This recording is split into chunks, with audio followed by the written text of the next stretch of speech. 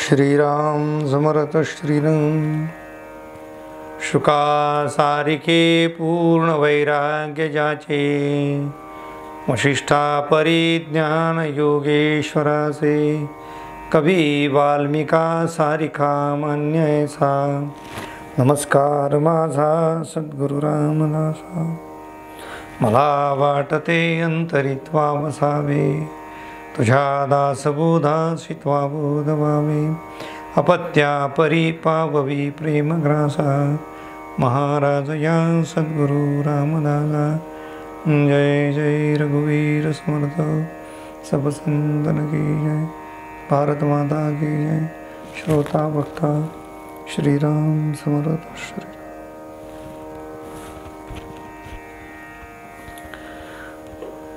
उपस्थित सर्व आदरणीय साधक बंधू आणि भगिनींनो, श्री समर्थांनी दशक 13 समास 1 आत्मानात्मविवेक यामध्ये समर्थ आत्म्याची आपल्याला कल्पना यावी म्हणून काय सांगत आहे। काल आपण ओवी क्रमांक 9 पर्यंत पाहिलं, आज 9 पुढील भाग थोडा पाहूया। श्रीराम समर्थ श्रीराम। मळमूत्र त्याग करी, शरीर मात्र सावरी, प्रवृत्ती निवृत्ती विवरी, तोची आत्मा श्रीराम। देखे ऐके देखे हुंगे चाखे, नाना प्रकारे ओळखे, संतोष पावे आणि धाके, तोची आत्मा श्रीराम। आनंद विनोद उद्वेग चिंता, काया छाया माया मता, आत्मत्वे पावे नाना व्यथा, तोची आत्मा श्रीराम। जय जय रघुवीर समर्थ। श्री समर्थांनी आत्म्याची कल्पना यावी यासाठी समर्थ आपल्या शरीरात होणाऱ्या सगळ्या गोष्टीचं वर्णन, सगळ्या गोष्टी सांगतात आहे। समर्थ म्हणतात आहे की नेमका आत्मा म्हणजे काय हे तुम्हाला अनुभवास यायचं असेल तर तुम्ही काय करा की शरीर जे हालचाली करतो त्याच्यावर लक्ष द्या।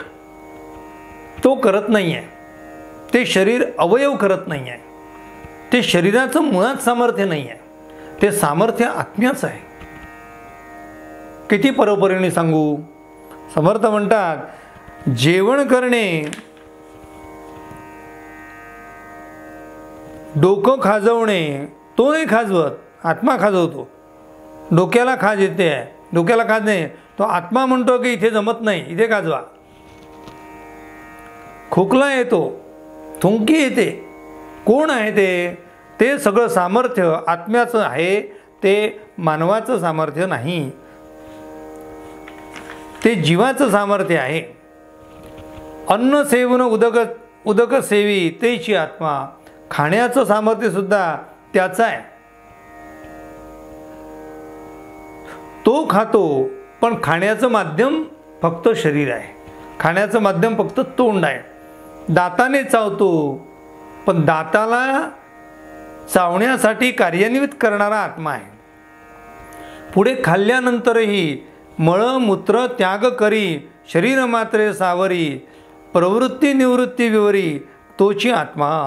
अशा प्रकारे शरीरामध्ये होणारा जो बदल आहे तो सुद्धा परमेश्वरच करणार आहे, तो आत्माच आहे। प्रवृत्ती आणि निवृत्ती, प्रवृत्ती म्हणजे प्रपंच आणि निवृत्ती म्हणजे परमार्थ, हेही करण्याचं काम तो आत्माच करतो। त्या आत्म्याला आपण मगा म्हटलं होतं की आत्म्याला काही लोक जीवात्मा म्हणतात, त्या काय आत्म्याला काही लोक मन म्हणतात, काही लोक त्याला आत्मा म्हणतात। परंतु तो चंचल आत्मा जो शरीरात आहे त्याच्या सामर्थ्याने देह कार्य करतो। तो काय काय करतो? ऐकतो, देखे पाहतो, हुंगे श्वास घेतो, चाखे चव पाहतो, नाना प्रकारे ओळखे, संतोष पावे आणि धाके, तोची आत्मा। संतोष आनंद वाटणे आणि भीती वाटणे तेही आत्म्याचंच काम आहे। समर्थ म्हणतात आनंद विनोद उद्वेग चिंता, काया छाया माया ममता, आत्मत्वे पावे नाना व्यथा तोची आत्मा. आत्म्याच्या माध्यमातून नाना प्रकारच्या व्यथासुद्धा आपल्याला होतात. देह आहे म्हणून आम्हाला सगळ्या प्रकारचा त्रास आहे. देहच नाही काही त्रास नाही. तो आत्मा निघून गेला, देह टाकून गेला, देहाला कुठे त्रास आहे? जाळून टाका आणि त्याला काही होणार नाही. गाडून टाका, तो म्हणणार नाही गाडून टाकू नका, कारण देहाला जीवच नाही आहे. देह मुळातच जड आहे. पण त्या जडाला जे काही सुखदुःख उद्वेग चिंता होतात आहे त्या देहाला होत नाही, तर त्या मुळात आत्म्याकरवी देहाला होतात. तुकाराम महाराजांचा तो अभंग आठवा, त्याच्यामध्ये फार महत्त्वाचा मुद्दा सांगितला आहे. तुका म्हणे, गर्भवासी. तो तुकाराम महाराज म्हणतात आहे की जीवाने जो जन्म घेतला आहे त्या जीवाला सुखदुःख आहे, म्हणून तो जीवच भोगतो आहे सुख आणि दुःख, देह भोगवत नाही. कोण्याही जीवाचा नगडो मत्सर वर्म सर्वेश्वर पूजनाचे. तुका म्हणे, एका देहाचे अवयव सुख दुःख भोग जीव पावे. सुख दुःख भोग जीव पावे म्हटलं, देह पावे नाही म्हटलंय. सुख दुःख कोण भोगतो? देह भोगतो की जीव भोगतो? तुम्ही म्हणाल देहाला यातना दिसतात. हो, देहाला यातना दिसतात, तो जीव आहे म्हणून. जीव नसला तर देहाला आत्मा यातनाच नाही आहे. सगळ्या प्रकारच्या सुख दुःख उद्वेग चिंता या सगळ्या आत्म्याला आहे. पण तो आत्मा शरीरामध्ये आहे म्हणून त्याला आहे. तो शरीराच्या बाहेर पडला, शरीर त्याने टाकून दिलं की मग त्याला कशाचाही त्रास नाही. आता ते शरीर टाकणे, तो देह ठेवणे म्हणजे परमात्मा स्वरूप होणे. कारण तो टाकायचा आहे, तो नुसता तुम्हाला स्थूल देह टाकून चालणार नाही. त्याच्या पुढचा आहे तो सूक्ष्म देह आहे, त्याच्या पुढचा कारण आहे आणि त्याच्या पुढचा महाकारण आहे. असे सगळे देह जेव्हा पडून जातात तेव्हा मात्र तो जो आत्मा आहे, जो जीवात्मा आहे, तो शिवात्मा प्राप्त होतो. समर्थांनी त्याचं वर्णन केलेलं आहे, ते पाहूया. पदार्थाची आस्था धरी जनी वाईट बरे करी, आपल्या राखे पराव्या मारी तोची आत्मा श्रीराम. मग एकदा त्या आत्म्याने शरीरामध्ये प्रवेश केल्यामुळे त्याला मीपणाची बाधा होते. मी देह आहे असं त्याला वाटू लागते. म्हणून त्याला कोणी मारलं की तो दुसऱ्याला मारतो. त्याला कोणी शिव्या घातल्या की तो दुसऱ्याला शिव्या घालतो. त्याचं कोणी वाईट करण्याचा प्रयत्न केला तर तो दुसऱ्याचा वाईट करायचा प्रयत्न करतो. याचं कारण काय आहे? त्याला असं वाटते देह म्हणजे मी आहे, पण तो करणारा कोण आहे? तो जीवात्मा आहे. त्या अज्ञानामुळे त्याला जीवदशा प्राप्त झाली आणि त्या जीवदशेमुळे त्याला सुखदुःख उद्वेग निर्माण झाले.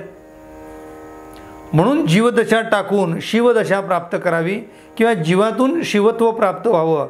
म्हणून समर्थ इथे म्हणतात आहे की पदार्थाची आस्था धरी. एखाद्या वस्तू मला हवी, कोण म्हणते? शरीर म्हणतो का? नाही.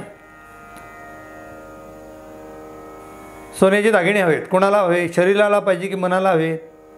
समर्थ म्हणतात शरीराला नको आहे, त्या जीवात्म्याला म्हणजे त्या मनाला हवे आहे. त्या मनाची ती वासना आहे, तिची आस्था आहे, तिची आस आहे. जनी वाईट बरे करी, आपल्या राखे आपलं राखून ठेवते आणि परावे मारी, आपले जे राखून ठेवले जातात आणि पर्याला मारले जातात तोची आत्मा. युद्ध होता दोहीकडे नाना शरीरे वावडे, परस्परे पाडी पडे तोची आत्मा. दोघं जण युद्ध करतात, युद्ध करते, अनेकांना मारतात. मरणारा कोण आहे? मारणारा कोण आहे? दोघही बाजूनी आत्मेच आहेत. दोघांमध्ये जीवात्मा आहे, शरीर काही नाही. शरीर पडल्यानंतर त्याचं कार्य थांबून जाते. शरीर हे माध्यम आहे, शरीर हा कर्ता नाही आहे. म्हणून त्या कर्त्याकडे लक्ष द्या, याच्याकडे आत्म्याकडे लक्ष द्या. आणि अनात्म दिसणारं जे शरीर आहे, अनात्म दिसणारं जे नाशिवंत देह आहे, त्याचा विचार तुम्ही करू नका. तो येतो जातो देही वर्ततो, हासतो रडतो प्रस्तावतो, समर्थ करंटा होतो व्यापासारिका श्रीराम. होतो लंडी आणि होतो लंडी, होतो बळकट, लंडी म्हणजे मित्रा. होतो विद्यावंत, होतो धीट, न्यायवंत, होतो उद्धट, तोची आत्मा श्रीराम. सगळ्या कृती आत्म्याच्या आहे. धैर्य धारण करणं हे आत्म्याचं काम आहे. आणि भित्रेपणा हा सुद्धा आत्म्याचा गुण आहे. तो विद्यावंत होतो, कधी मूर्ख राहतो, कधी न्यायवंत होतो, कधी उद्धट होतो. हे सगळं सामर्थ्य कोणाचं आहे? देहाचं नाही. ते सामर्थ्य आत्म्याचं आहे. पण शरीराला असं वाटते हे सगळं मीच करतो, हे माझं सामर्थ्य आहे. असं एक पुराणात कथा आली आहे की सगळे इंद्रियांची एकमेकाशी भांडणं झाले, अगदी कडाकडीचे भांडणं. आणि कशासाठी भांडणं झाले? की कर्ता मी आहे, मी आहे म्हणून तू आहे, असं प्रत्येक अवयव एकमेकाला सांगू लागला.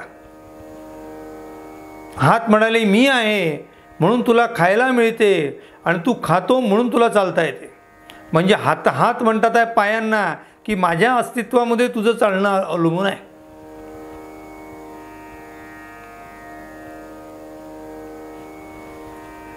दात आणि जीभ म्हणते आहे की तू फक्त तोंडात ठेवण्याचं काम करतो, चावण्याचं सामर्थ्य माझं आहे. मी चावलंच नाही त्या अन्नाला तर ती पोटात जाण्याचा विषयच नाही. ते जीभ म्हणते की तुम्ही चावाल हो, पण तो घास इकडून तिकडे नेण्याचं काम आणि गिळण्याचं काम खरं मी करते. त्यामुळे या देहाचं जे चलनवलन होते आहे ते माझ्यामुळे होते आहे.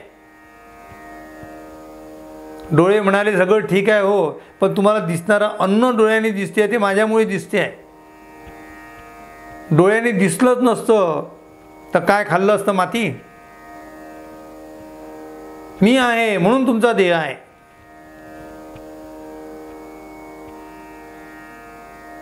प्रत्येक अवयव एकमेकाशी कोणत्या तरी आपल्या वर्चस्वाची बाजू सांगून, कोणत्या तरी कारणाने दुसऱ्याला तुच्छ समजून, आपला अहंकार फुलवून मी आहे म्हणून तू आहे असं म्हणू लागला. आता हे भांडणं इतकं विकोपाला गेलं की ते म्हणाले आता आपलं भांडून आपण थकण्याचा अर्थ नाही आहे, आपण कोणाला तरी न्यायाधीश केलं पाहिजे, कोणीतरी न्याय दिला पाहिजे. आपण जाऊ ब्रह्माकडे जाऊ, ज्याने आपल्याला घडवलं त्याला जाऊन विचारू. सगळेजण ब्रह्मदेवाकडे गेले, सगळे अवयव, आणि ते आपापल्या परीने सांगू लागले की आम्ही कसे श्रेष्ठ आहोत आणि आमच्यामुळे देह कसा चालतो. ब्रह्म म्हणाले काय रे काय भांडता? हे भांडणं कलियुगामध्ये चालतात, तुम्ही करू नका भांडणं. नाही नाही म्हणे आमच्यामध्ये श्रेष्ठ कोण आहे ते सांगा, आणि आम्ही आहोत म्हणून हे चालते आहे लक्षात ठेवा. आमच्यामध्ये सगळ्यात श्रेष्ठ कोण आहे ते सांगा. ब्रह्म म्हणाला मी सगळ्यांना घडवलेलं आहे, त्यामुळे कोणी कमी कोणी जास्त हे मी सांगू शकत नाही. त्यामुळे माझ्याकडे ते काम नाही, माझ्याकडे फक्त घडवण्याचं काम होतं. लहान मोठं ठरवण्याचं काम संतांनी करावं. म्हणून ब्रह्मदेवाने नारद मुनींची आठवण केली. नारद येऊन हजर झाले. नारायण नारायण. नारद मुनी आल्याबरोबर नारद मुनी म्हणाले देवा कशी आठवण केली? ते म्हणे यांचं भांडण मिटव. हे म्हणतात आहे की मी श्रेष्ठ आहे म्हणून देह चालतो. बरं, प्रत्येकजण तेच म्हणतो आहे. संघटना वेगवेगळ्या जरी असतील तरी मीच मोठी संघटना आहे असं तो प्रत्येकजण सांगतो, आणि समाजाचं कल्याण मीच करतो असं तो सांगतो आहे. खरं कोण मोठं आहे तू सांग. नारद म्हणाला की याच्यावर एकच उपाय आहे. ज्यांना असं वाटते की मी आहे म्हणून चालते आहे त्यांना एकदा शांत बसू द्या, म्हणजे कोणाच्या भरोश्यावर काय चालते आहे हे कळू शकेल. ठीक आहे, हरकत नाही. पण कोणाला वाटते तुमच्यापैकी की मी आहे म्हणून देह चालतो? हात म्हणाले मी, मला वाटते. ठीक आहे, 2 दिवस तू सुट्टीवर जा म्हणे. नारदांच्या आज्ञेप्रमाणे सुट्टी सँक्शन झाल्यामुळे हात सुट्टीवर चालले गेले. 2 दिवसाची किरकोळ रजा मंजूर. 2 दिवस देह चालला, देह पडला नव्हता. हाताने जेवता येत नव्हतं, पण हात नसलेले लोक सुद्धा पोट भरतात. 2 दिवसांनी परत आला. अरे देह तर चालूच होता. पाय म्हणाले आता मी 2 दिवस सुट्टीवर जातो. मग पहा देह कसा चालेल. पाय सुट्टीवर 2 दिवस गेले. काय झालं? पाय जरी सुट्टीवर 2 दिवस गेले असले तरी देह चालूच होता. फक्त पाय असताना जे लाथा मारत होता ते मारणं बंद झालं होतं. 2 दिवसांनी ते सुट्टीवरून वापस आला. प्रत्येक अवयव आपापल्या परीने तो 2-2, 3-3 दिवसाची सुट्टी काढून गेला, पण देह मात्र चालत होता. शेवटी सगळे अवयव आले आणि त्यांनी सांगितलं की आम्ही जरी सुट्टीवर गेलो असलो तरी देह मात्र चालतो आहे. ते सामर्थ्य कोणाचं आहे हे आता आम्हाला कळत नाही, तूच सांगा. नारदांना विचारलं की तुम्ही सांगा आता याचं उत्तर काय. नारद म्हणाले मी काय सांगू, जे ज्याच्याजवळ आहे त्यांनीच त्याचं उत्तर सांगावं. आतमध्ये जो अंतरात्मा बसला होता, तो जीवात्मा बसला होता, तो हळूच बोलला. तो म्हणाला तसंही मला कोणी मानत नाही, मला कोणी पाहत नाही.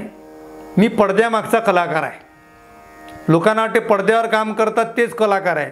अरे पडद्यामागचा मी कलाकार आहे. मी जरा सुट्टीवर जाऊन येतो म्हणजे पहा काय काय कोण कोण करू शकेल. तर सगळ्यांनी मंजुरात दिली. यार तसंही तू नाहीच म्हणे, गेला तर हरकत नाही. मग शेवटी हा जीवात्मा 2 दिवसासाठी नाही, त्याची सँक्शन फक्त 1च दिवस केली सुट्टी. कारण 2 दिवस सुट्टी सँक्शन होत नसते आत्म्याची. 1 दिवस नारदांनी सुट्टी मंजूर केली. आत्मा 1 दिवस सुट्टीसाठी सुट्टीवर गेला.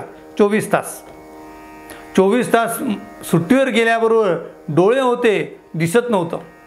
कान होते, ऐकू येत नव्हतं. तोंड होतं, बोलता येत नव्हतं. पाय होते, चालत नव्हते. हात होते, उचलत नव्हते. जिथल्या तिथे अवयव जड होऊन पडलेले होते. नारदांनी सांगितलं की तुला 1 दिवसाची सुट्टी मंजूर केली आहे. 2 दिवसाची सुट्टी जर मंजूर केली असती तर हा देह लोकांनी जाळून टाकला असता. तू चटकन आपल्या जागेवर ये. जीव पुन्हा आपल्या जागेवर आला. देह पुन्हा उठून बसला. आता सांगा देह कोणाच्या भरोश्यावर चालतो? सगळ्या अवयवांनी एकमताने मान्यता दिली आणि त्यांनी कबूल केलं की आम्ही आहोत खरी, आम्ही निरुपयोगी नाही आहे, पण आमचा उपयोग आत्म्याशिवाय नाही आहे. म्हणून तो जीवात्मा जो आहे तोच महान आहे. म्हणून समर्थ म्हणतात त्या आत्म्याला ओळखा आणि बाकी ज्या अनात्मा गोष्टी आहेत त्या बाजूला टाका. म्हणून समर्थ पुढे सांगतात हे सगळं करण्याचं सामर्थ्य सगळं देहाचं आहे. आता त्याचं वर्णन समर्थ करतात. धीर, उदार आणि कृपण, वेडा आणि विचक्षण, उच्चंक आणि सहिष्णु, तोची आत्मा श्रीराम. विद्या कुविद्या दोन्हीकडे, आनंदरूप वावडे, जेथे तेथे सर्वाकडे, तोची आत्मा श्रीराम. निजे उठे बैसे चाले, धावे धावडी डोले तोले, सोय रे धाय रे केले, तोची आत्मा श्रीराम. समर्थ म्हणतात आत्मा आत्मा तुम्ही म्हणता ना, आत्मा म्हणजे काय करतो हे सगळं आत्माच आहे. तोच धीरवान आहे. धैर्य कोणाचं आहे? आत्म्याचं धैर्य. उदार कोण आहे? देण्याचं सामर्थ्य कोणाचं आहे? हाताचं नाही आहे, त्या मनाचं सामर्थ्य आहे. कृपण कंजूस कोण आहे? तो आहे, तो म्हणजे शरीर नाही, तो म्हणजे आत्मा. वेडा कोण आहे? विचक्षण कोण आहे? अत्यंत विद्वान कोण आहे? तोच आहे. सहिष्णू कोण आहे? उच्छंग कोण आहे? तोच आहे. सगळा करणारा तो आत्मा आहे. तोच सर्व करतो. तो विद्या संपन्न आहे, तोच कुविद्या संपन्न आहे. दोन्हीकडे तोच आहे. त्यालाच आनंद होतो, त्यालाच आवडते, त्यालाच नावडते. जेथे तेथे सर्वत्र तो आत्मा भरलेला आहे. असा भरलेला तो आत्मा आहे, जणू काही दुधामध्ये साखर कालवावी. आणि साखर दुधात कोठे आहे तर तिचा शोध घ्यावा तर ती सापडू नये. दुधाचा कुठलाही थेंब जरी आम्ही जिभेवर टाकला तरी तो गोडच लागतो आणि आपण सांगतो की दुधामध्ये साखर आहे. तसा शरीरामध्ये तो आत्मा नेमका कुठे आहे तर ठेच पायाला लागली तरी दुःख मनाला होते, जीवाला होते. आणि केस उपटल्या गेला तरी जीवाला दुःख होते. तो आत्मा आहे कुठे तर तो केसांच्या ठिकाणी आहे आणि नखाच्या ठिकाणी सुद्धा आहे. शरीरात अशी जागा नाही की जिथे तो नाही आहे. जिथे तो नाही आहे तिथे वेदनाच नाही आहे. म्हणून समर्थ म्हणतात आहे, तो निजे उठे बैसे चाले धावे सगळं डोले तोले, तो सोयरे करतो दायरे करतो, तो सगळा आत्माच आहे, तोच करणारा आहे. पोथी वाचणारा मी नाही, तो आहे. अर्थ सांगणारा तोच आहे. टाळ धरी टाळ वाजवतो, गायन करी की गाऊ लागे तोच आहे. वादविवाद वाऊगे तोची आत्मा श्रीराम. सर्वत्र तो आत्माच आत्मा आहे. समर्थांनी किती बारीक सारीक त्या आत्म्याची सामर्थ्याच्या जागा सांगितल्या. आत्मा नसता देहांतरी मग ते प्रेत सचराचरी देह संगे आत्मा करी सर्व काही श्रीराम. समर्थांनी दोन बाजूला दोन शब्द वापरले आहे. आत्मा नसता देहांतरी, देहाच्या आतमध्ये जर आत्मा नसेल तर तो कोण आहे तर मग ते प्रेत, ते प्रेत आहे. आम्ही म्हणतो प्रेत कशाला म्हणतो की ज्याच्यामध्ये आत्मा नाही ते प्रेत, आणि ज्याच्यात आत्मा आहे तो ते देह. आणि तो देह हा मृत देह, हा देह. एके विण एक काय कामानये वाया जाय म्हणून हा उपाय देहयोगे श्रीराम. म्हणून एक आहे आणि दुसरं नाही आहे, काही उपयोग नाही. देह आहे